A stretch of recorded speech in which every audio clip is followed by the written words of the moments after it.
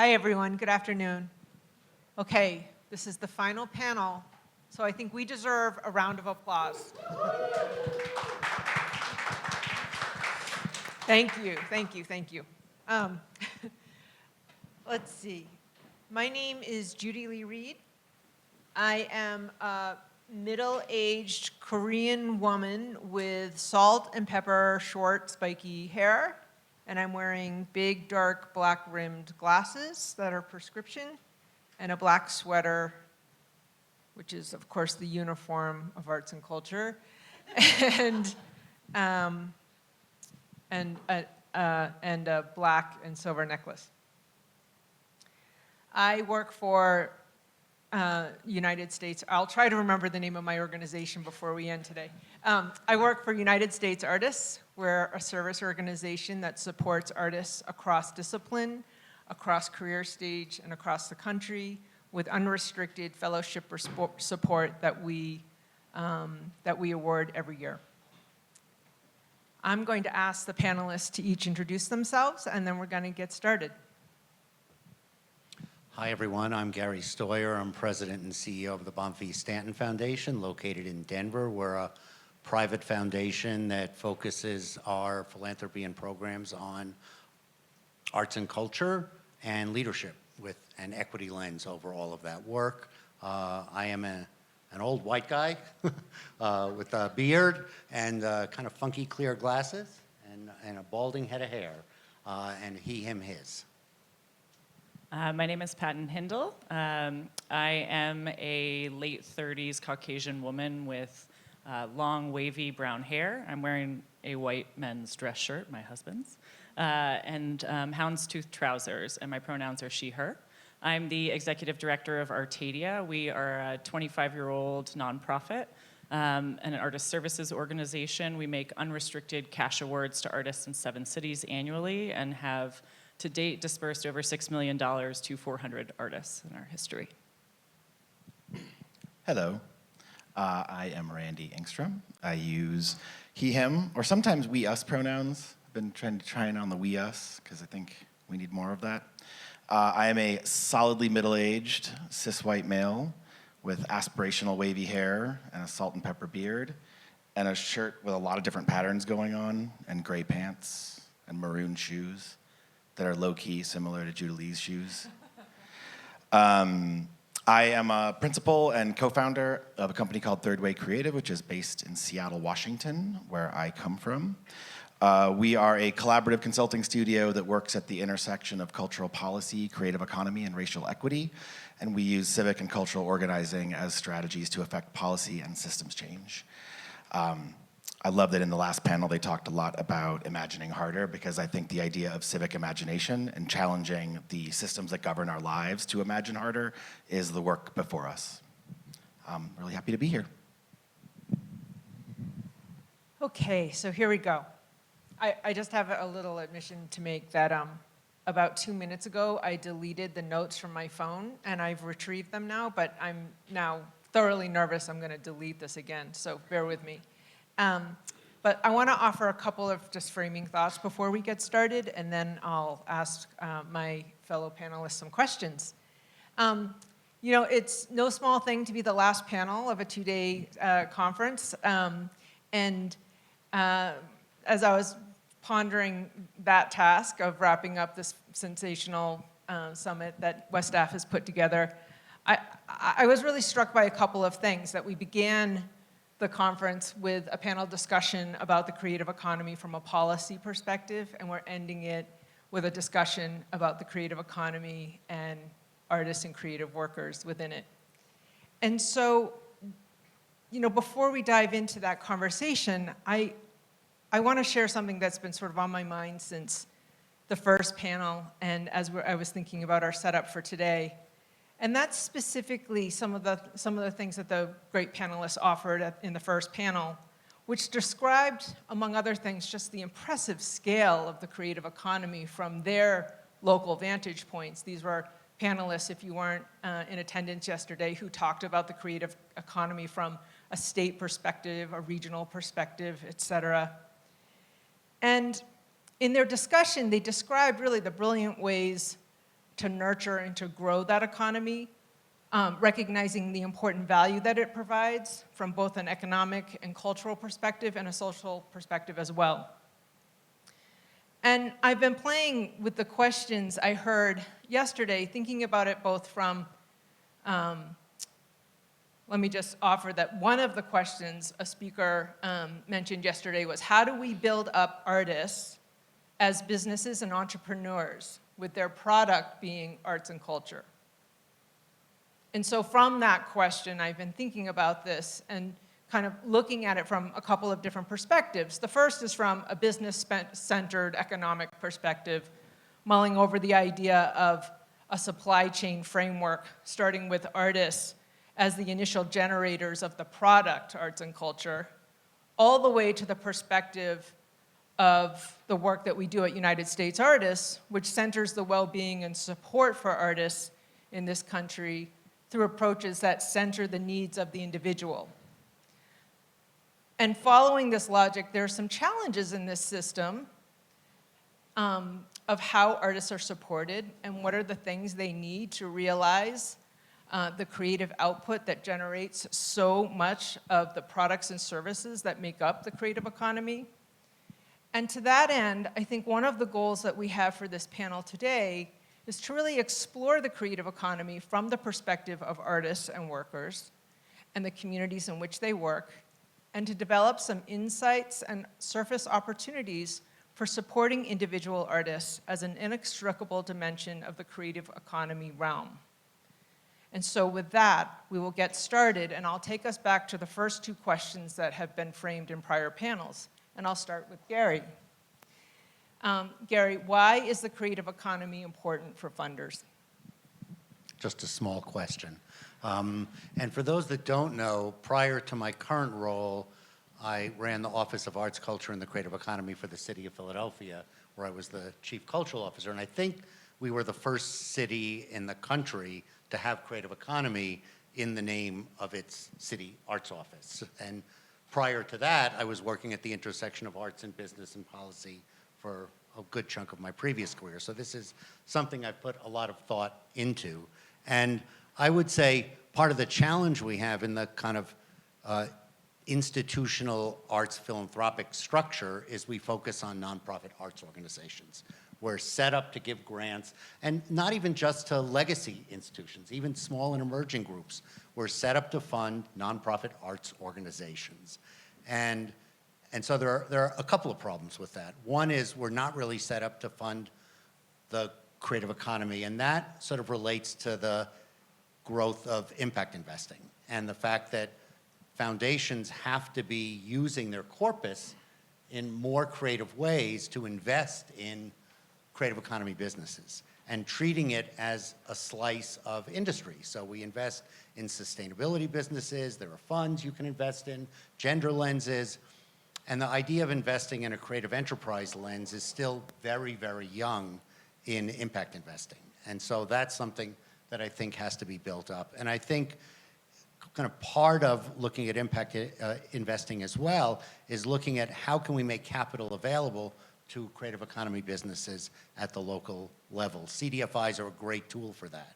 So we, for example, saw that one of our local CDFIs, Community Development Financial Institutions, for those that don't know acronyms, I think it's important to define acronyms.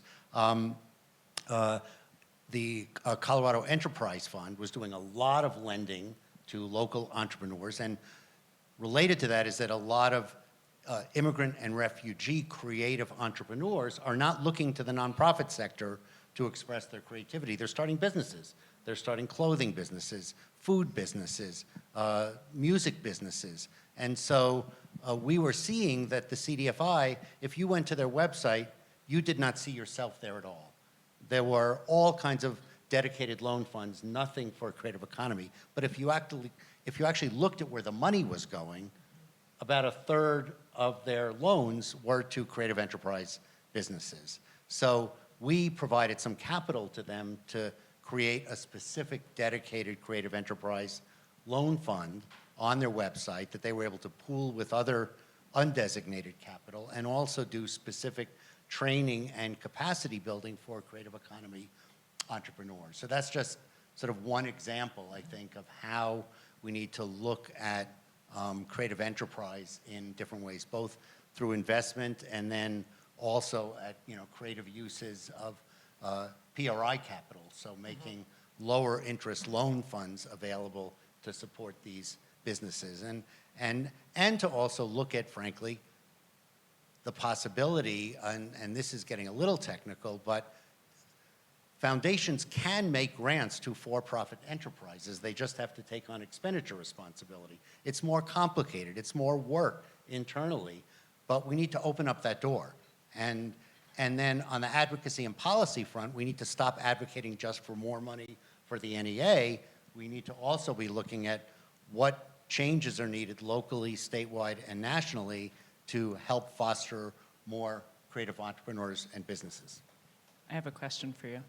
So as an organization that is technically considered sort of an intermediary, so we are granted to by foundations, individuals, corporations, is there the possibility in sort of solving this problem or as an additive solution that these intermediaries like United States Artists, Artadia, several others, could also provide sort of those loan programs? I serve on a board of an organization in New York where we're talking about creating a loan program for artists. What are ways in which like maybe these intermediaries could also help to solve that issue? I think there's a huge role for intermediaries, and we actually work with intermediaries in a lot of different ways. So I mentioned one, CDFI, but also, for example, we realized that there was a critical need to create the specific capacity to fund intersectional work, to fund artists, because what we found were that increasingly artists wanted to engage in their artistic practice in a way that built a better community. It wasn't coming from funders, it was coming from the artists. And we, as an arts funder, were not really equipped to respond, but we also had the problem where, the healthcare funders and human services funders, those doors were closed. And they were, oh, you're arts, you can't come in this door. So we created a collaborative grant program called Arts in Society, working with an intermediary that can pool the resources so we can put our money with them, but also aggregate it with funding from other places, and then they can do what we can't do. So, we don't fund individual artists directly for the most part, but Arts in Society does.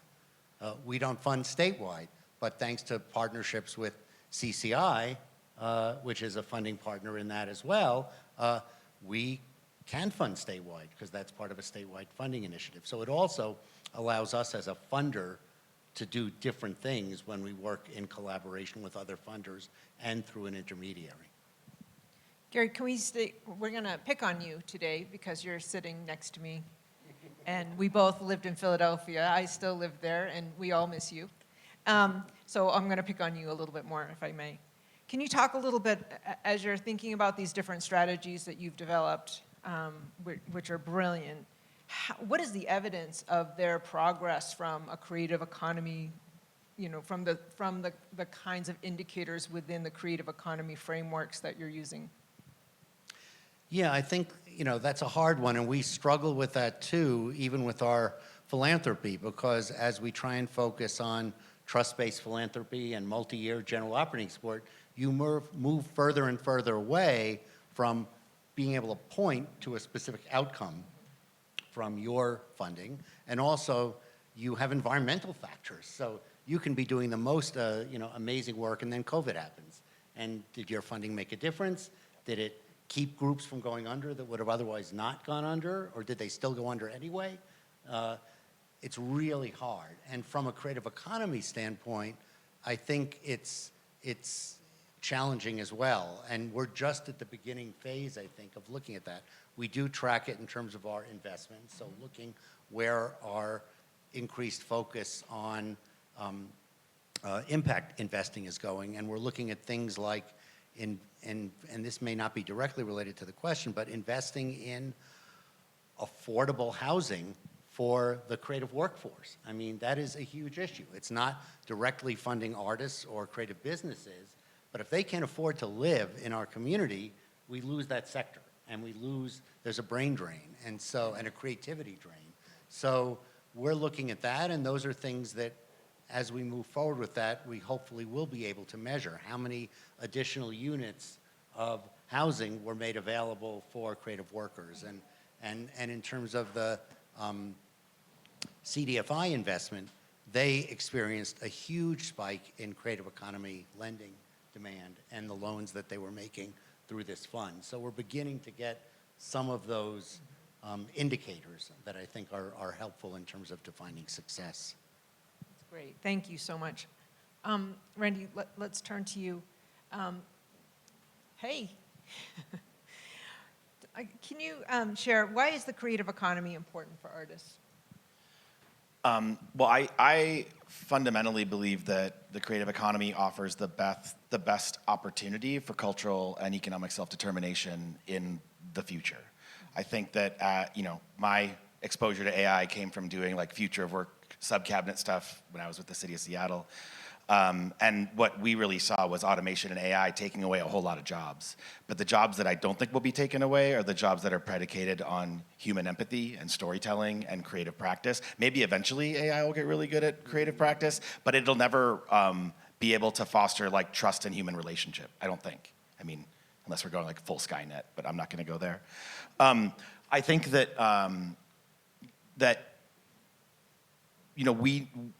artists need a whole lot of things in order to be sustainable. And I think when Gary talked about housing, that made me think a lot about space. And I was really fortunate to work with West Staff on the creative economy plan that Shannon described in the first panel. And I think about the needs of creative workers and artists through sort of the structure of that plan in some ways. And infrastructure and facilities was one of the first areas, and that came up across every single conversation that's happened since we've been here. I was really struck yesterday when Solomé was talking about the story of Detroit Techno and how these sort of instruments that were used for one purpose were then sold on a secondary market that was affordable in such a way that a universe of black artists in Detroit could build a new sound that would travel around the world. And when I think about those disused instruments, what I'm thinking about is the 523 vacant storefronts that exist in downtown Seattle, or the 60% office vacancy rate that we have in a city where artists can't afford to live. Right. Is there a way that we could, to borrow from Wade's remix culture example yesterday, can we remix the way that we're thinking about our land use codes and the utilization of our space? It's still International Building Code requirement that if you build a building more than 5 stories, you have to do ground floor retail. And there is no market for ground floor retail, at least not in the 1980s way. So I think there's an opportunity to think about creatives and creative work and creative workers as sort of an entrepreneurial intervention that could also then help to impact the affordability challenges that we have. And to Gary's point about CDFIs, I mean, there's an amazing one in Seattle called CoStellar that's being established specifically to offer capital to creative industries and creative workers and businesses. I think there has been a real disconnect in artists and creative workers being seen and treated as businesses and seeing themselves and operating as businesses. And someone was talking about, I think it was Michelle was talking about the things we could change about art school. Can we do like a finance and business class in every MFA program? Just one. Because I think if you graduate into the world and you expect that you're just gonna like be a studio artist and become brilliant and successful. Get a basket of money. As I've said to MFA students, that doesn't happen. I mean, I teach public policy and advocacy in the arts in an MFA program, so that's definitely the bell I'm ringing all the time. But I think part of it is there's a huge opportunity for artists and creatives, but we do have to start accepting that we live in this capitalist construct, and we have to figure out ways to move from grants to investments. Yeah. And I love, Gary, what you said about philanthropy, really rethinking what it's doing with the other 95% of its assets, and where's that money being invested, because that's a way that we could really grow creative economy at scale. And I just want to interject on one thing, which is, because you mentioned the whole challenge of vacant storefronts, vacant commercial space. I actually have a meeting tomorrow with a coalition of local funders and real estate developers, orchestrated by a local arts group, to talk about something called the Storefront Initiative, which is to look at a larger collective, not one-offs, but a larger collective program to aggregate all these vacant storefronts and potentially commercial office space as well for creative use. Yeah, we're really at a sea change moment, right? We're not, 2019 is not coming back. Retail, big box retail, or even a lot of small retail isn't coming back into the downtown core, and office workers aren't coming back to work 5 days a week. It's just not gonna happen. I know that real estate interest would like that to happen. It's good to want things, but I think at the end of the day, we have to actually, it's the techno instruments. It's like we have to adaptively reuse a whole lot of real estate infrastructure, and we have an opportunity to do it and be strategic. Patton, I want to turn to you. Can you answer this question? Why is the creative economy important for artists? Just picking up on some of these threads. Yeah, I mean, I'll also want to just interject on sort of downtown space as someone who lives in New York. Thinking about it from sort of like the visual arts lens, we watched a migration of galleries leave Chelsea very recently to go to Tribeca. Tribeca, for those who do or do not know, is typically like a pretty bougie neighborhood. It's full of a lot of families with small children who have a lot of income, but because the storefronts were basically depleted during the pandemic, a lot of galleries had opportunity to move into prime space in that neighborhood. Which is where they used to be. at Exactly. one time. Yes, there's a whole book written on the migration of how everything happened in New York with the galleries. I had a gallery in Chinatown because that was actually the most affordable space for me to have one. But to say that I think what I'm anticipating is that actually when those leases come up for renewal, there's going to be a rent rise that's going to be pretty significant, and those galleries are going to have to move again. So to say that we also need to think about long-term sustainability in this, it's not easy as a gallery owner who represents a stable of artists to move every 5 years, or even if you have the option to renew for another 5 years at favorable terms, that's still not creating a long-term business plan for somebody.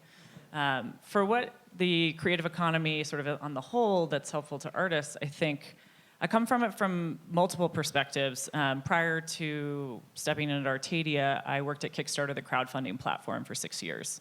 And I worked alongside visual and performing artists to help them strategically run crowdfunding campaigns, and then simultaneously saw an opportunity to build a social impact program at Kickstarter that pledges into live campaigns, depending upon specific funders' requests or areas where we saw that there was opportunity to support maybe more diverse projects coming onto the platform. It is important to artists. I'm not certain that, as I think of it as like a visual and performing artist from that perspective, that they're actually that aware that they're part of a creative economy. So I think there's also an awareness issue at the very core of who we're talking about here, who are really the cultural producers, or the people that are the core of this economy. And I know that we will get to this, I'm sure, in more fruitful dialogue later, but also the economy in some ways is extractive of them. There's not a lot of reciprocity coming back to the original creator of something. And to me, that speaks to policy issues, that speaks to, I would say, legislation, exactly, some of which we have worked to alleviate in sort of more traditional modes of the art world. But it also just speaks to like this old notion that we have of like the artist is, in their studio creating, and they don't think about this, but they all need to live, work, make money, have affordable health care, have a home, all of these things. And so to your point, yes, we need to educate better from the get-go. We also need to make university a lot cheaper. There's a lot packed into it. We should probably make K-12 also relevant to the 21st century economy and think about like media education and media literacy and technology navigation. I wanted to also throw one more thing out about facilities that I hadn't thought about until today. So thanks to Rudolfo's panel earlier. But the notion of XR as a space, like virtual spaces as a space in the name of accessibility, for people who may not be able to navigate physical spaces or may not have the geographic privilege of living in an expensive coastal city, that those virtual spaces can be really important. And I think that's part of the infrastructure of a creative economy in a way that I hadn't thought about before. So we've covered a lot of territory in the first 7 minutes. I want to thank you all. But I just want to make sure, I want to kind of say back a little bit of some of the things that have come up, which is there are structural supports, and space has come up a few times, both as something that artists and creatives need, but also an opportunity when we look at it within a larger economic growth frame making it available to folks who need space at certain, like maybe below market rates or with certain incentives can be a great thing. But you also need some level of protection because once they're there, they can easily get outpriced from that resource, which they actually helped grow the value of. So I want to say that out loud.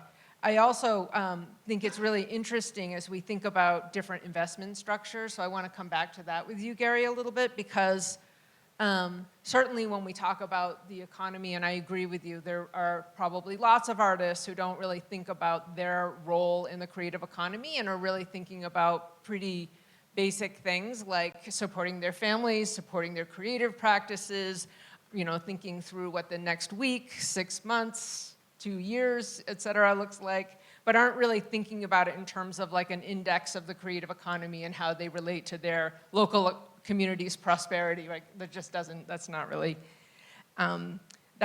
relevant for a lot of people, and for some it is, but it's not relevant for a lot of people. And so when we talk about this from the perspective of the structures of investment, I think that that's something that maybe we could talk a little bit about, maybe Patton, from your experience, and Gary, certainly from some of the things that you've set up, where it feels like this field of practice is still struggling from a certain perspective. I know that from my experience working in philanthropy, trying to imagine investment structures as it relates to arts and culture and the creative economy was really, really hard because the scale was off, because the risk analysis was just not well calibrated for the kind of work and the kind of entities that were being put together. And I'm just wondering, you know, now at this particular juncture, what are you seeing as some of the important advancements in that work? You were talking a little bit about like expenditure authority or the ability for foundations to make investments in things that are not 501c3s. Where do you think this is all headed, and is there something that's next in your mind that we should be pursuing or thinking about? Yeah, that's tough. I mean, I would say one thing that has been growing, and I credit the group, for those of you that don't know it, Upstart Collab, with this, is just raising the dialogue around this, doing the research, putting it on the table that the investment world, which is controlling trillions of dollars in capital, needs to be thinking about creative enterprise as a business sector. And they actually just are about to launch a new investment fund. And one of the things, and we're sort of an instigator of that, because as one of the relatively few funders around the country that's all in arts and culture, our kind of message to them in the investment community was, in no other area do we invest in individual one-off businesses. We don't put money into a restaurant. We don't put money into a single creative business. We diversify a risk by investing in funds, and we invest in all different types of funds, but we don't invest in individual businesses, and the same thing's true in the creative economy. So the challenge is there was no fund out there. We absolutely are investing in funds with an equity lens and with a gender lens and a environmental lens. You know, even though we're not an environmental funder, we need the world to survive, so that's a priority too. But for the first time, there will be an actual fund. And it's small, but it's a starting point. But the other thing that's happened is other funds are categorizing and identifying what percentage of their investments are going into creative enterprise businesses. And so that's a huge shift. So for example, we're an investor in something called the Equity Alliance that's investing in venture funds run by BIPOC and women leaders. The end stage investments don't necessarily have to be in BIPOC and women-owned businesses, but the idea is to put venture capital in the hands of people who don't usually control venture capital. And as a result, most of the money is going to businesses run by people that look like them. And it's not specifically a dedicated, you know, creative enterprise fund. Its focus is equity. But again, roughly a third of their investments, when you track through the funds that they're investing in and the businesses that ultimately get those funds, are creative enterprise businesses. So I think there are two pieces to this. One is elevating opportunities to directly invest in creative enterprise businesses and creating more funds. You know, there's the whole world of film and television, when you talk about narrative change, funders have to be thinking about that as a type of investment. And again, with some exceptions, they have not. And so we need to start thinking about that. But again, we're not going to invest in an individual film. We have filmmakers come to us all the time. But if there are aggregated funds, we're looking at one now that's actually putting a fund together to invest in films made by and about people with disabilities. Nothing like that exists right now. And they wanted to achieve market returns. So they're looking at stuff that would be mass market, but that would also be about narrative change and be about, placing, creators with disabilities in starring roles, as writers, as filmmakers, and that to us is exciting. We haven't invested in it yet, but I think all of these opportunities to create pooled investments on the investment side are important. And the other thing that I would say, and this sort of comes from my time in Philadelphia, is there's also a lot of small stuff that can be done. I mean, just having a dedicated focus on creative enterprise and having somebody in city government that somebody who runs an art gallery could come to and navigate red tape and solve a problem. We had, a major art gallery that was getting ticketed every time they were doing load-in of a show. Been there. Yeah. So, okay, we can solve that problem. We had a music venue that was getting ticketed. We, terrible traffic enforcement in Philadelphia, but we had a, music venue that had a loading zone in front of their music venue, but the structure in Philadelphia was that you had to have a permit specific to that vehicle if you were parked in the loading zone. Well, they have a different band every night. So they couldn't get a permit for every single vehicle. But again, being able to have somebody that could go to traffic enforcement and say, we have to solve this problem. Can they get a laminated, generic permit that they can give to each truck that parks in the loading zone while the band is playing? And these sound like small things, but they're huge. And so I think also thinking about how we change public agencies. We have here, Colorado, Creative Industries is a state agency that has a larger focus that embraces creative economy. So I think that's a change that has to happen as well at the federal level, the state level, the local level, of having the folks running those agencies have that broader lens. I think for me, I come back to the core of the maker.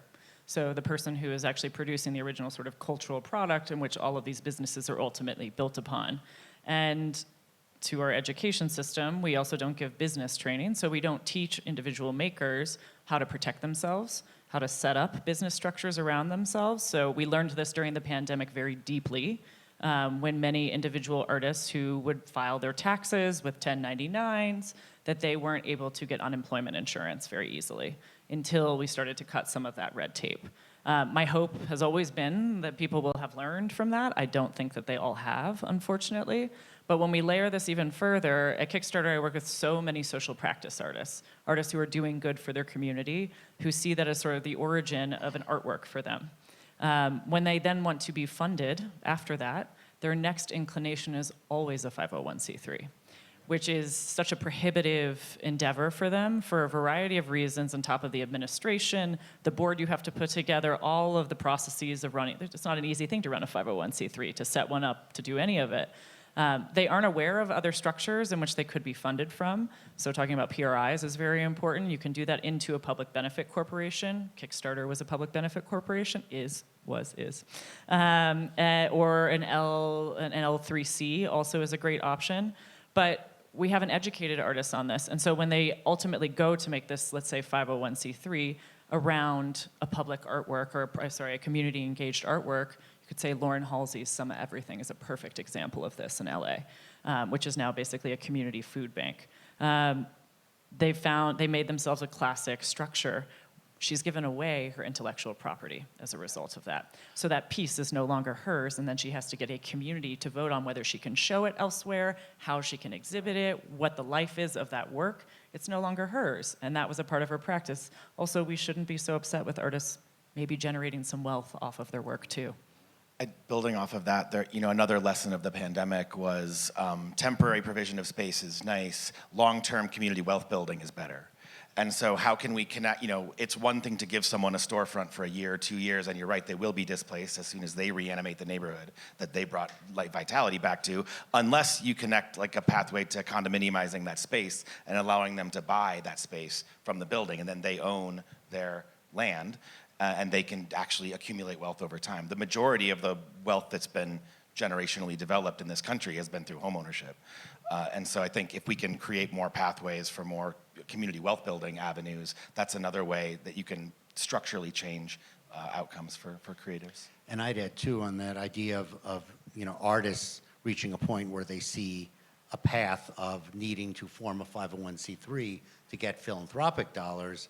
Again, philanthropy, both public and private, is guilty of historically forcing them into that. So, I mean, we have here, a taxpayer-funded entity that's fantastic, a huge asset in our community. SCFD, the Scientific and Cultural Facilities District, you must have your own 501c3 to be eligible for support from that fund.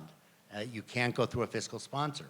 So we have many organizations that probably, from a practical business standpoint, would be much better structured working through a fiscal sponsor, getting that infrastructure support, not having to worry about accounting and payroll and filing taxes. But instead, they're forced into that because they have to chase the dollars. And it's true with private funders too. Well, and to your point earlier, the burden shouldn't be on the artists to deal with all of this. It should be on the foundation, who have the resources, the legal team, et cetera, to find the avenues of funding them directly, if that's the desired outcome, I should say, of the foundation. And so we do end up with artists and these structures that are prohibitive for them, or they receive a large grant and it only funds maybe half of the thing that they wanted to do, and then they have to figure out how to fundraise to raise the rest of the funds and piece it together, which is also not necessarily a native thing to an artist. Yeah. Well, another alternative to the philanthropic industrial complex. I advise a family in Seattle who are very generous and very discreet. And we've been working through a model where they name what their values are that they're interested in supporting, BIPOC-led organizations, community wealth building projects, intersectional climate issues, indigenous issues.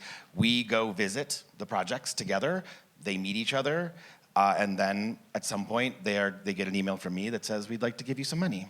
And then they fill out a Google form that I made so we can capture their information. And then, and actually that probably means Google has their information, a different story. But basically there's no cost of infrastructure. The money just goes straight to them. It's unrestricted. They can do whatever they want with it. They do have to be a 501c3, but if they're not, we can find them an intermediary or a fiscal sponsor. It's a very direct, this is the right thing to do, so we're gonna do it, and we're not gonna build a cottage industry around it. We're just gonna make the connections directly to people. And I think there's a lot of that could happen, because there's a lot of people holding onto wealth in this country who aren't invited to see a lot of stuff. And so I think there's some basic human relationship building that could also lead to some of that, that investment in new and emergent ways. Well, I was just going to share something.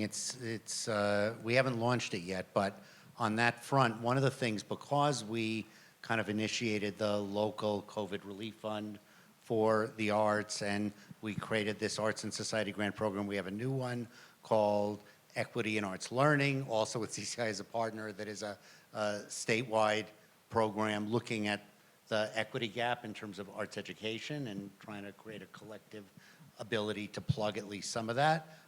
But through all that work, what's happened is there are all these folks out there in philanthropy, often family offices, high net worth individuals, but even more modest donors who have found these kinds of opportunities to be sort of a godsend, because it's, my first priority is this, my first priority is the environment, or my second priority is my alma mater. But I kind of get the arts are important, and I know who the big institutions are, and I know that we need an ecosystem. I know we need artists. I know we need smaller BIPOC, organizations and emerging platforms for artists. But I don't have a staff. I don't know who they are. But I want to give to them. So having a vehicle through which they can do that. So we're actually partnering with a local community foundation to actually create, in effect, a collective donor-advised fund.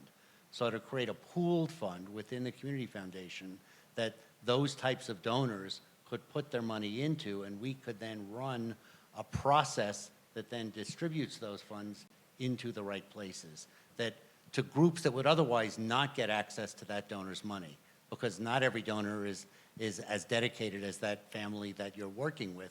And there are a lot of folks out there who, in the absence of a vehicle like this, won't give the money. And you know, we have folks here who are part of the, you know, COVID relief fund, and we found that with that fund.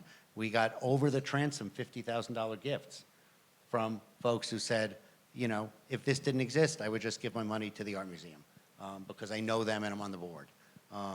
But this is, with this, I can give this extra amount of money. So I'm still going to support them, but I can give this extra amount of money to support this larger ecosystem. Well, and I think the missing piece that maybe is filling in is another thing that I've heard through every topic, every session, which is like networks and cohorts and like how we find the others. Like, it's great that this family found me and that I could help them find these other people, but that's like a happenstance. How do we help people who are doing this work across sectors, across geographies, find each other and deepen their practice? And part of it's around, you know, the development of their skills, the development of their work, the capacity building. But part of it's about what you talked about in the last panel, like networks of care. Like, these are hard times. We've been through an incredible civic trauma over the last 4 years, and there has been no reflection on it. It is just back to work, and people are burnt out. And so I think, you know, whether that's the U.S. Urban Arts Federation or Grantmakers in the Arts that I've gotten to work with, this convening that WestAF is organizing and the dozen other networks that WestAF convenes, how do we identify these spaces? It came up yesterday in the session that Cezanne facilitated for us. We've got all these brilliant technology artists, all these interesting like funders, administrators, and national service organizations. How do we find spaces to gather and collaborate? I love the call to collaboration on venture capital and changing that to being mission driven. And look, here's Gary Stoyer, and he's doing that exact thing. We should have a drink after the thing. But I think that there's such an appetite to connect because we need it, because that's like the human thing. And we can, through that, we can cultivate trust and relationship, and then we can actually affect change. But if we're burnt out and exhausted, we're not going to change anything. Thank you for that, Randy. I just want to say, for folks who don't know, CCI is the Center for Cultural Innovation. They're headquartered in Los Angeles and headed by the brilliant Angie Kim. And so if we could get their website up on the chat, that would be great too. And Gary mentioned them a few times as a partner. I was actually referring to Colorado Creative Industries, which Oh, is no. our local. Well, that's local also a really CCI. good organization. They're also great, though. They're both great. We're wonderful organizations, them all. With acronyms, but yes, we have two great CCIs Lesson in learned. this country. Lesson learned. Well, now I'm all flummoxed, because my next question was going to be about CCI of LA. No, thank you for that. Can we go back? I want to, again, just pull it back for a second and talk a little bit more about direct support for artists and creative workers. And I just want to ask one quick clarifying question about the DAF that you set up. Have you created a DAF that can make grants directly to individuals, or is it a DAF that works still through the 501c3? In this particular case, at least as it's being thought about now, it will be making grants to 501c3s, but with a specific focus on small to mid-sized groups serving BIPOC and other historically marginalized communities, and also, frankly, serving really small artist-driven groups that are not yet eligible for SCFD support, because one of the challenges we have in the community is that they have a 5 years of operations window before you can become eligible for support, and then you get supported in the 6th year. So startup groups have to operate for 6 years before they can get access to those resources. And so we've identified that as a gap that we can really plug as well. Again, technically it will be going to organizations, but a lot of these groups are really driven by individual artists. Patton, can you talk a little bit about some additional ways to support individual artists in this creative economy swirl? Yeah, I mean, I sound like a broken record, but I mean, one thing that's important to Artadia, and that has been important actually even in my time at Kickstarter, was really the education component. So, and I think of this now also leading an organization of, to go back to collaboration, of not just us doing it by ourselves, but who can we also collaborate with in the field? Who are our like-minded peers as organizations, and who have fellows, who have awardees, who have residents, who also are giving probably similar education. At least in New York, I know that we all hire basically the same people to do this work. So why wouldn't we pool together? Because then we can actually create new curriculum, new things for artists to learn, because we've pooled our resources and are able to then offer a wider swath of information. Also, how do we bring together our communities? How do we make sure that, you know, Artadia's awardees are with the United States Artist Fellows? Like, what does that look like for them to be in collaboration? And for sure, we definitely share some people who have gone through Artadia and then received a USA fellowship, but I think that's really important. I'll also advocate for the fact that our organization, and I do believe this also from my time at Kickstarter, is an open call process. Anyone at Kickstarter can launch a project, I should say. There is no, as long as you meet the terms and the rules of the platform, you can go for it. At Artadia, when we go through each of our 7 cities, it is a truly open call. Any artist can apply. And that, to me, is a way of trying to open the doors to a larger community of people. And we're looking to also create similar programming in each of those 7 cities. So if you're not ready for an award yet with us, how can we offer something that's relevant to the issues that are going on, and say, like we just did one in Atlanta. What is Atlanta like for an artist right now? How do we create a dialogue with people who are in the field there, make sure that we're also bringing in folks who have expertise too from outside, to create a comprehensive conversation that may help that artist and reach sort of the next level, further their practice. Because otherwise we're only awarding 3 artists in that city every year, which is a diminished pool relative to the scale of artists there. Yeah, I think, well, we can talk about healthcare and all the other things too if we really want to go into it, but I think that's Randy's wheelhouse right now. Which is my next question. Can you, well, Randy, I know that you have done a lot of work, and you were just talking a little bit about some of the groups that you've been a part of. Can you talk a little bit about beyond grant making? What are some of the other dimensions of support in this economy? Yeah, I mean, I think we talked a little bit about the provision of space, and Gary mentioned affordable housing. If you can't afford to live or work somewhere, it's very hard to survive and maintain your practice. I mean, you mentioned healthcare benefits, unemployment insurance. I mean, the lack of, well, fundamentally, most of the systems of support for nonprofit and for-profit institutions, most of our social safety net, most of the provision of help is aimed at institutions and not individuals. It's not aimed at workers, it's aimed at corporations. It's not aimed at artists, it's aimed at nonprofit cultural institutions. And we saw that exposed pretty dramatically in the early days of the pandemic as well. So fixing some of those systems so that individual artists and creative workers, and really all individual workers, because not every small business is an arts organization, but every arts organization is a small business. Every artist can be a business. And so I think we need to make sure that they have the same protections from an unemployment context. Portable benefits would be a great thing to have. And I think there's also, when we talk about talent and skill development and technical assistance, part of that is this sort of CDFI with wraparound support. Part of that is these cohort models, like a United States Artists or an Artadia, where people have a cohort, they come together, they deepen their practice, they deepen their work. I think, another one, I mean, this is a little off script, but speaking of United States Artist Fellows, I think about the work Roberto Bedoya has done in Oakland and the cultural plan that he developed called Belonging in Oakland, and this notion of belonging as a strategy and a frame for cultural practice in our communities. And what I thought was brilliant about that is it's inclusive of everyone, but it's not values neutral, right? For to belong, you have to feel safe and secure and like you're represented in the picture. And that was also sourced from authentic community engagement of the people of Oakland. It wasn't overlaid as an existing framework, it was ground up. And then he got the support from the Mellon Foundation to operationalize belonging through his Cultural Strategist program. And there's also great programs like that in LA County, in Boston, and Ottawa, and others. But this idea that you're embedding artists in government to rebuild the trust in government and help the policymakers be creative and push and imagine harder, because policymakers are not Imagineers by nature. And so in bringing creative workers and creative thinkers into systems of policy development creates new policy opportunities. And I think that, Danielle asked a really good question, Danielle Brazel from California, asked a really good question on the first day of what are the other value captures of the role of culture? It's not, it's great that we can measure the economic impact of everything under the sun. It's also true that economics is a social science. It's not based on math, it's based on how you feel.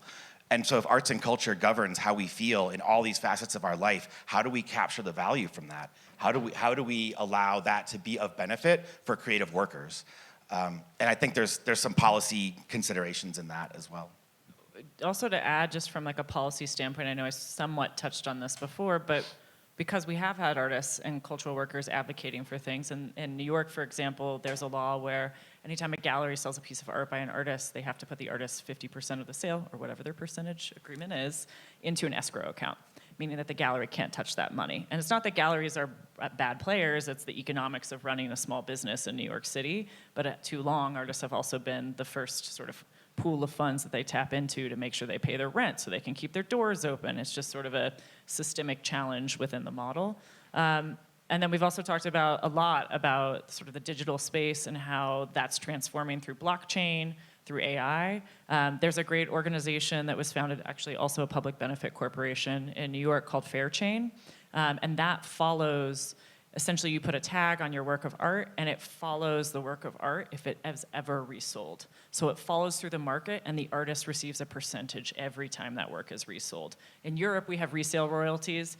We don't have that yet in the United States, so this is a solution for that. And it keeps all of the information private, but then the artist is at least able to access some financial gain from that. Because when I say extractive, which I did at the beginning, I do think about how the artist creates something, sells it to one person, and then it could go on and on and on and make more money, and the artist never receives the benefit of that.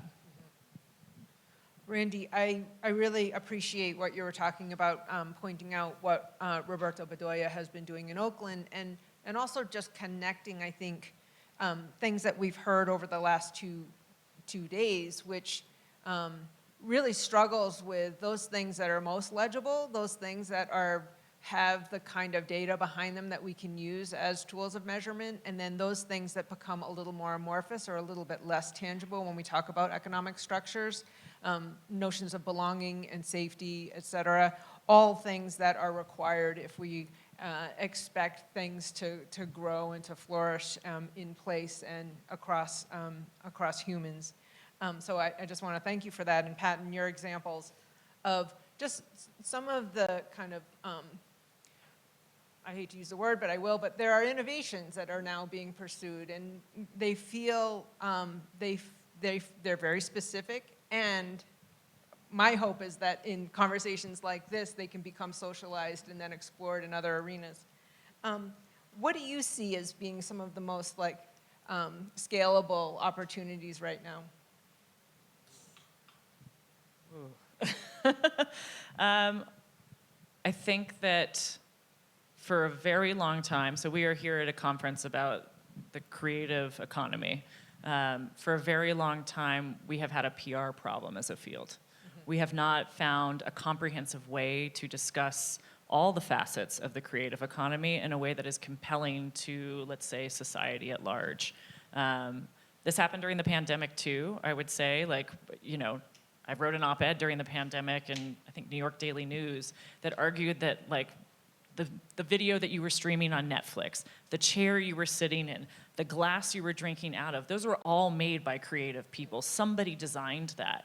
And the fact that we can't instill that understanding into the everyday citizen is a problem that the field does need to address. And we've had structures and entities that have attempted to do this, but have not done so comprehensively. And that also I became aware of that during the pandemic, sitting, I think Randy and I were on the same council with Americans for the Arts that was about art and business. There were no galleries in that. There were no performing arts spaces that were for-profit even in that space. So I was then in a separate group with the sort of for-profit side of the art world, and I became the connective tissue between the two entities. That's not good. So we need to think really expansively and inclusively about what the creative economy is and make sure that we have the stakeholders there. There also, I should say, weren't individual artists in that group either.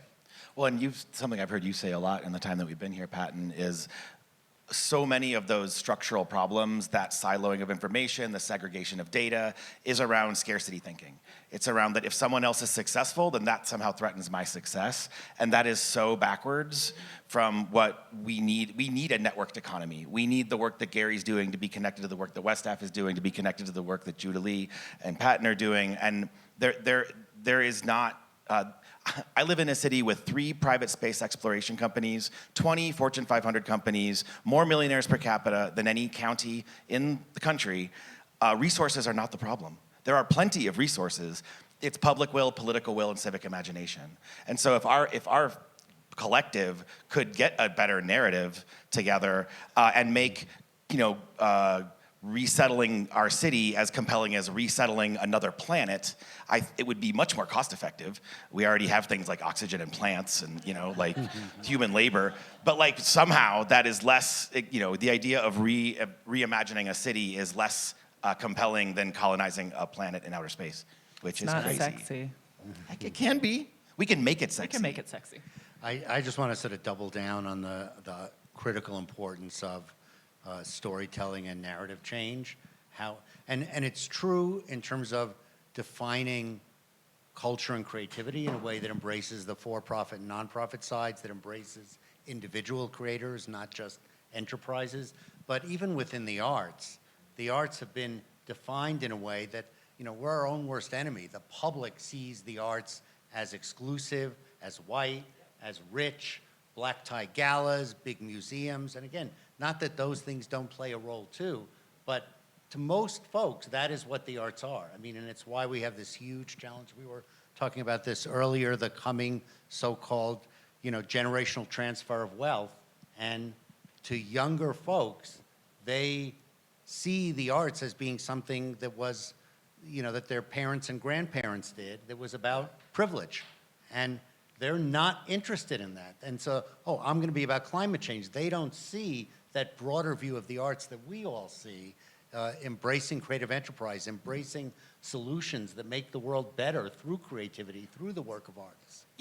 Another thing that, Julie, when you were asking about policy questions, one that's like not as grandiose as like guaranteed basic income or portable benefits, but I think the role that special events can play, that festivals and events in our community can play, is huge. And that's another thing that is getting a lot of attention in Seattle right now. But most people's first experience is not going into a ticketed institution. It's the block party. It's the festival in the park. It's the quinceañera. It's like it's an informal thing. But I think when we're trying to like reanimate our cities that have gone sort of dormant from the pandemic, and we've like forgotten how to hang out with each other, like let's do block parties. Let's like concerts in the street. And the policy side of that is, how do we make special events easier and less confusing to produce? Because if you have to get 5 permits from 5 departments and hire 20 off-duty cops and reroute the metro buses, like that's why people don't do it. But those events employ a lot of people. Those events are a great place for people to build their skills through apprenticeship and internships.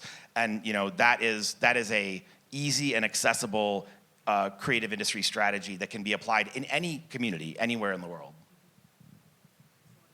Well, can we stick on the idea of policy change for a moment? And I'm just wondering if, and this maybe is a question for any of the panelists, what proposed or recent policy changes supporting artists are emergent and exciting to you? Well, I would just say the tenor of the conversation at the recent NEA summit in Washington was really heartening. This idea of bringing together the NEA, because the NEA has been siloed for so many years to the point where it's sort of insignificant, frankly, to most artists and arts organizations.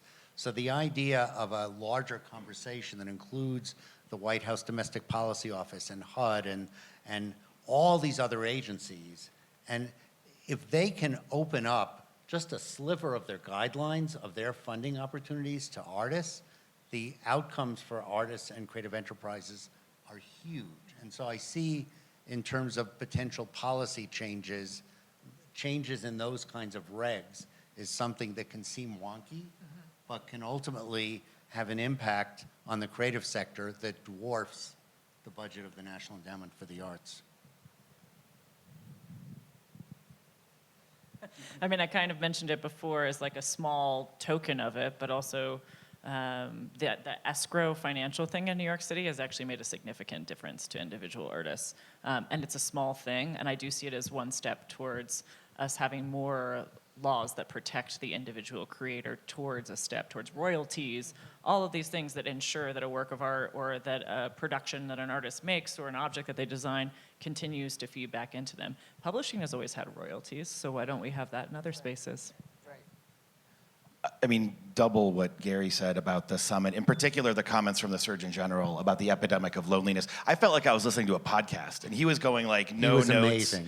He was, well, and it was, you know, he was saying from a very honest and authentic place that the thing that can cure homelessness is arts and culture. It's what can bring us together. And I know that's cliche, and I know it's been said a million times, but I translate that directly to how we're going to revitalize all the downtowns, because I work in cities all over the country. Every downtown has the problems that Seattle's downtown has.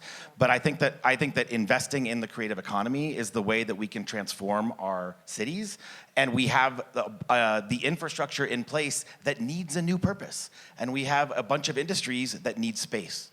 And infrastructure. So I think there's an opportunity there. And then the other one, I think so much good work has been done around guaranteed basic income and UBI. We're like right at the precipice, you know, like I think about the work Springboard's done and Yerba Buena Center, and there's some great work happening in Seattle, but maybe the need isn't sufficient enough, but it was said really well in a session yesterday. How do we make our time less expensive? And to me, guaranteed basic income could be a way to do that. It lets people think about their business idea, their art project, their film, their whatever it is, their XR intervention. But if you don't have the resources or the time to do it, you're not going to do it. You're just going to juggle your 20 other hustles to make rent. I came from a 4-day work week. I dropped one. Just so that I dropped the job. I moved into a new role, but we had a 4-day work week because primarily most of our employees at Kickstarter were either, of course, working parents, but we're also creatives. So that extra day off allowed them the opportunity to make work. And I think that and that's actually a policy change that has not happened yet, but they started having congressional hearings on it finally. And I was going to mention one local policy action here in Colorado, which is the creation of a new entity, the Middle Income Housing Authority, that was designed to create capital to support the creation of kind of the missing middle within housing, because most artists and creatives will not qualify for subsidized housing. They make too much, but they can't afford the market rate housing. And teachers are in the same place. So this is where artists, I think also, and creatives need to stop thinking of themselves as a separate class, but part of a larger problem that includes nurses and teachers and hospitality workers and a whole array of folks in the workforce. And that's a huge segment of the population that's critical to a robust economy and a robust life. You know, so the fact that there's now this pool of capital that's available to incentivize developers to create housing that solves that middle income housing problem is huge, and maybe a model that will work in the rest of the country as well. I just want to say, because all things come back, and even though we've been talking a lot about sort of cutting edge technologies, it was Chair Jackson, when she was a researcher at the Urban Institute, studied cultural vitality in communities by pulling police permits so that she could get into the sector in a way that wasn't just about the 501c3 infrastructure, and created a whole different lens on what arts and culture activity looked like at a neighborhood scale. And so in many ways, when we talk about, you know, what is the purpose of our federal government and federal agencies in support of the things we do, I feel like grants are one thing, but when you look at some of the emerging work that Sunil Iyengar is doing in the Office of Research, and when you think about the kind of orientation that the NEA has in thinking about what arts and culture and communities really mean for this nation, I think there's some promise there that goes even well beyond grant making. Absolutely, absolutely. It's an exciting time, which hopefully will be sustained. Well, I'll and just on leave that note, we have gone well beyond our our brief for this panel. There's a question in the chat room, and I also want to just open it up to the folks in the room if there are any questions. Yes. Great. So if you were here this morning, I spoke a little bit about how I run my studio a bit differently. I come to something interesting. There's a mic for you Sorry. there. About a couple years ago, filing taxes in the UK, where it turned out that if I classified myself as an artist and I didn't make a profit of a certain amount in 2 years, I had to reclassify my job as a hobby. So I said, okay, I'm a tech company now. And even my visa to the UK is on a technology visa. So I'm wondering what you guys have seen, given the existing situations that we live in, the existing policy, the existing economic climate, what some of your favorite hacks or best practices or ways of navigating the existing structures that you can, give to artists or arts organizations? I mean, artists are generative, right? That's my hope. I hope that everyone in this room is generative, meaning that they work and support each other. I actually think that the hacks come from learning from another artist, less so. I mean, we learn in the same way from artists on how to structure your businesses. My friend Hank Willis Thomas has a crazy incorporation and then LLCs underneath it, and he brings in young people to work from his studio. He starts collaboratives, like For Freedoms, the Wide Awakes. Like, he's willing to explore really multiple models of it, but doing so in a way where he's also educating and learning from those who are also working alongside him. He sees most of his operations as actually leaderful rather than having a central entity at the top of it. And I would just add, which is sort of similar, this idea of being extremely creative about using multiple structures to achieve different ends. I mean, there's a local entrepreneur who I met with the other day who actually benefited from some of the capital that we had given to the CDFI, and so I didn't even realize that a loan from that CDFI had actually helped him create his business. But he's created this business that you could define as a traditional co-working space, but it's not just a co-working space. It's also an incubator for entrepreneurial creative businesses. So it's sort of an interior marketplace with like 10 different small businesses that are operating fashion, food, furniture, other types of creative businesses that he's a home for. And some of them may stay there for a long time. Some of them may move into another, brick and mortar operation. And now he's about to launch using this flexible interior space to become a music venue. And he has a linked nonprofit that is focused on sustainability in the community and doing events and green plantings to add to the green space within the community and add to sustainability in the community. So, and in the past, I don't think you would have seen an enterprise like this. So it's a single enterprise that's made up of multiple other enterprises that's solving lots of different problems.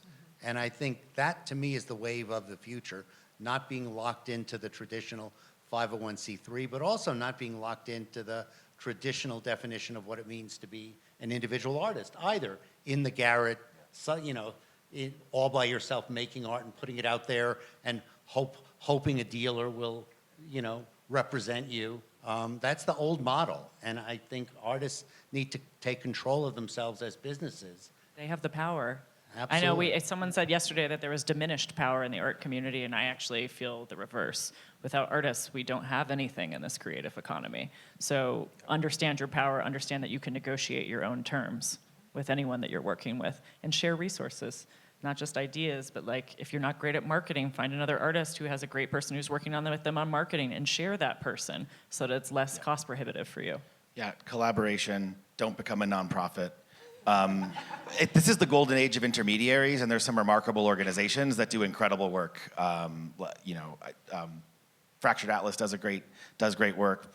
Westaff does great work. Springboard does great work. Springboard, yeah. There's a ton of them. So you don't have to take that labor on. That's too much work and overhead, and you can't own your intellectual property. And then, find the others, because we need these cohorts. We need to find the community of practice. I met a bunch of people here that I hope I stay in touch with because we're doing similar weird stuff. And I know some of it, they may know some of it, and together we can inch towards a solution. There's a really cool new space in Brooklyn, not that new, maybe like a year or two old. To be fair, a philanthropist bought the Brooklyn Batcave and turned it into what's called Powerhouse Arts. And the original intention in founding it was to make an artist residency. But the realization was that they would have limited amounts of space to give, even in a giant building, and that then they would eventually have to ask the artist to leave. It would only serve a small community. So what they did instead was create essentially like a massive workshop. So there's a public art section where they help artists achieve their public artworks. There's a shared ceramic studio with the best kiln in all of New York City. It's wild. There's a master screen printer in there who helps everybody produce their screen prints. So also, if someone is thinking about these 501c3 spaces, think about ones that are creating collaboration where artists can meet each other, can experiment with each other, and do so in a way, especially membership there is actually quite affordable.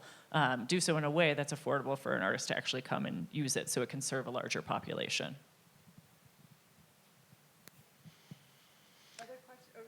Well, I was just going to pick up on that a little bit in terms of, and maybe a little bit tangential, but the whole issue of public art commissions and Well, I artists. can go into that. I And- helped fund a lot of them and create a lot of problems. and having kind of overseen the nation's first Percent for Art program in my time in Philadelphia, the traditional structure where an award gets made of a specific amount, and then the artist pays for the creation of the work out of that amount, and they're essentially incentivized to leave nothing for themselves.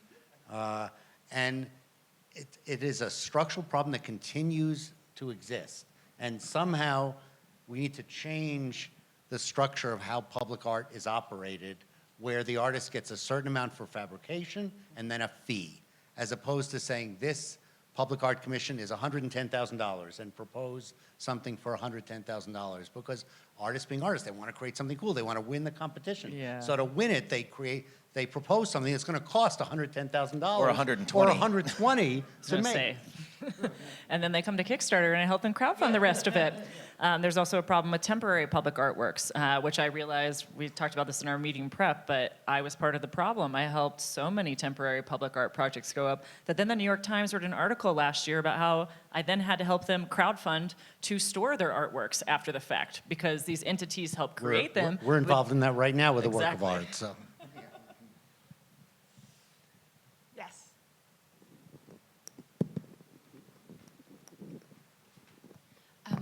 I've had this burning question since the first panel. When I heard that the creative industry is valued at $4.3 billion and it rivals agriculture, I can't help but feel this discrepancy from this feeling of scarcity on the ground by individual artists. And now I'm also hearing this amazing, wealth of experience and knowledge. I'm curious to ask Patton and everyone else, how has technology helped to better index, visualize all of these resources, break it down so that, I was like thinking, what is the ZocDoc version of like an artist grants search tool so that they can even just it helps individuals to imagine what they could do, right? And also case studies. So yeah, how has tech helped this?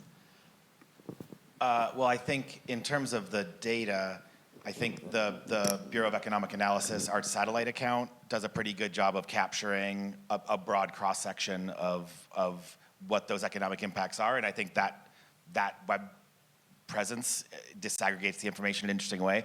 A lot of great work was done by Westaff for the Washington State Creative Economy Plan. And you can disaggregate by sectors, by job types. Video games and streaming and the disconnect between the volume of economic impact and the experience of individual workers. I think this is where Judalee started the conversation. The individual workers who are the engine of this whole show don't see the rewards of the labor that creates Netflix and Sony and all the other things at the top of the food chain. Sometimes rewards is one way of looking at it, but it's also just compensation structures and reliable compensation structures. Fairly compensates. Wage is good and helpful. Social safety net and benefit issues that are just not a fact in every artist's mechanism of employment, because they often are operating as independent businesses essentially. I think David has to say. We're okay?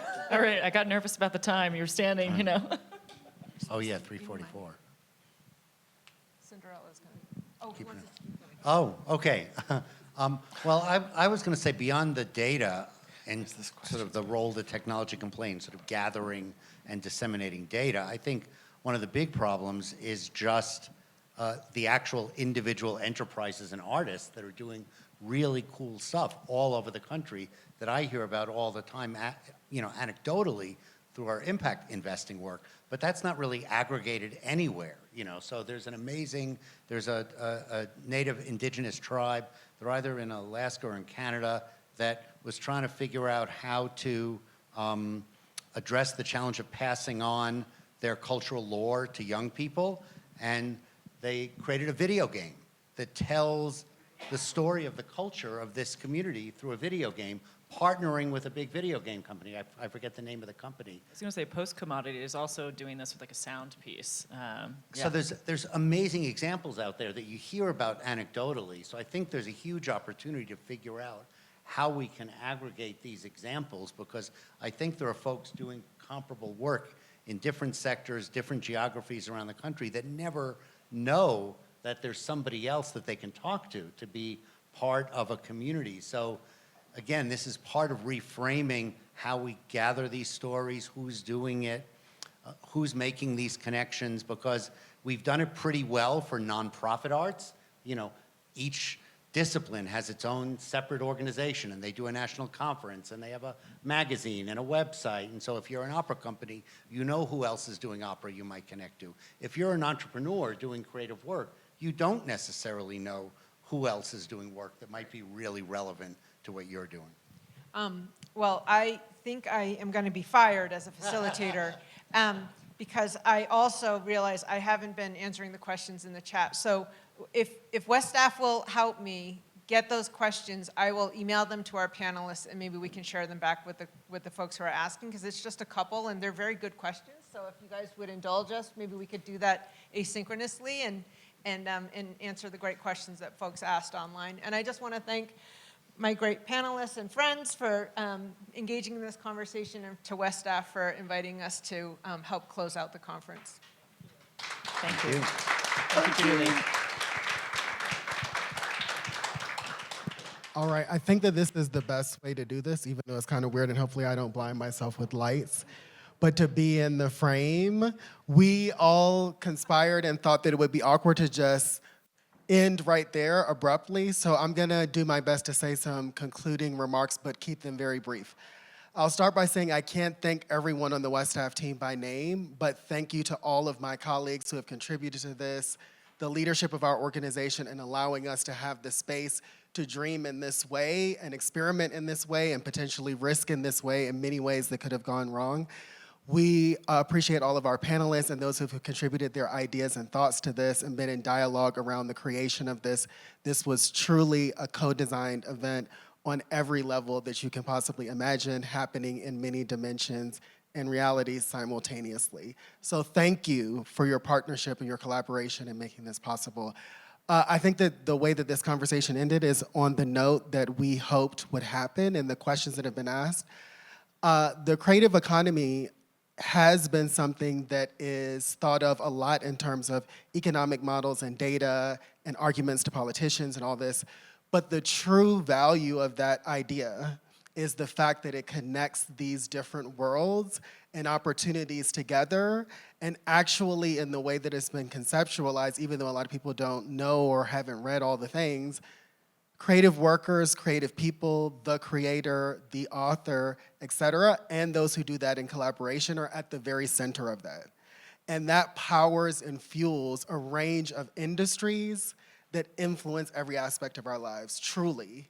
And it is incumbent upon us, in my humble opinion at least, that we do come together and create bridges and more understanding and look for different ways to organize these sets of relationships and the economic relationships and social and cultural relationships that are involved, so that they are less exploitative, less extractive, more equitable, more representative of the many realities and worlds that we all live in.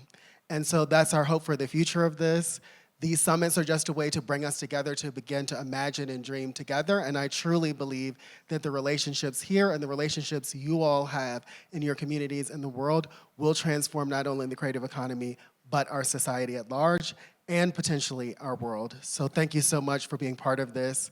And with that, we'll conclude this year's Creative Vitality Summit.